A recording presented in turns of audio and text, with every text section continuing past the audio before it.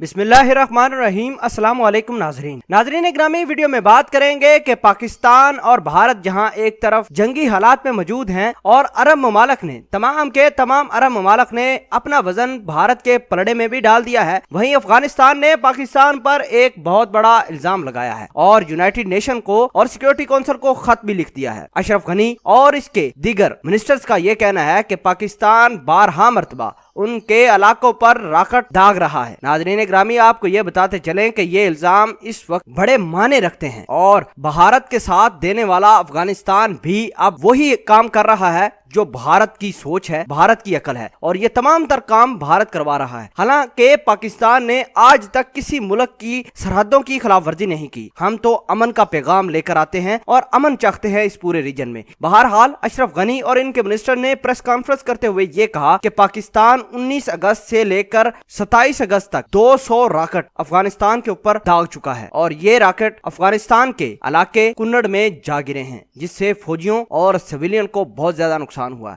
नाजरीन ग्रामी, आगाह करते चलें कि जहां एक तरफ अफगानिस्तान है, दूसरी तरफ भारत, दोनों पाकिस्तान को नुकसान पहुंचाने के लिए कोई मौका हाथ से जाने नहीं दे रही। बहरहाल अफगानिस्तान की अपनी मर्जी है, अपनी मौज है। हम आपको ये बताते हैं कि पाकिस्तान ने आज तक किसी भी मुल्क की कोई एक सबूत दे दे कि पाकिस्तान की आर्मी ने किसी मुल्क की सरहद की खिलाफ वर्जी की है। नाजरीन ग्रामी, इस तरह के ओछे हथकंडे भारत और अफगानिस्तान दोनों मिलकर पाकिस्तान के खिलाफ इस्तेमाल करता है, लेकिन पाकिस्तान ने आज तक इस तरह का गलत काम नहीं किया। अशरफ गनी का यह कहना था कि पाकिस्तान के खिलाफ सख्त कार्रवाई करनी चाहिए, भारत को भी और सिक्योरिटी काउंसिल को भी। नाज़रीन ग्रामी, जो सिक्योरिटी काउंसिल को अफगानिस्तान ने लेटर लिखा, उसमें यह कहा कि पाकिस्तान दहशतगर्दों की अमाजगाह है, वहां भी कार्रवाई होनी चाहिए। सरहदी इलाकों पर अभी भी टेररिस्ट बराजमान है। ये बातें और ये लेटर इस वजह से लिखा क्योंकि FATF ने पाकिस्तान के बारे में फैसला करना है कि आया पाकिस्तान का पासपोर्ट पाकिस्तान को ग्रे लिस्ट से बाहर निकालना है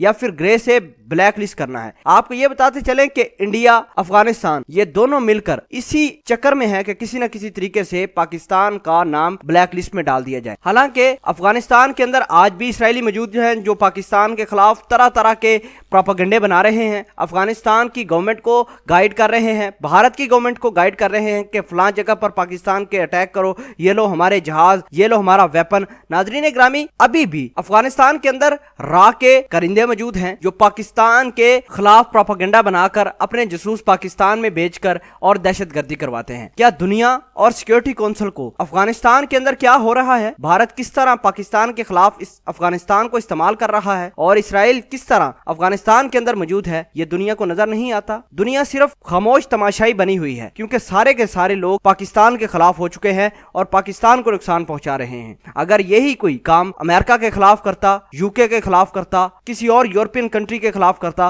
तो सारी की सारी दुनिया ने मुसलमानों के खिलाफ बोलना शुरू कर देना था। नाजरीन ग्रामी, अफगानिस्तान ने जो यूनाइटेड नेशन को खत लिखा है और पाकिस्तान के ऊपर इल्जाम लगाए हैं, ये पाकिस्तान को ब्लैक लिस्ट करवाना चाहते हैं। इंशाल्लाह अफगानिस्तान, भारत, इसराइल ये तीनों के तीनों अपने अजाइम में तबाह बर्बाद होंगे, नाकाम होंगे इंशाल्लाह।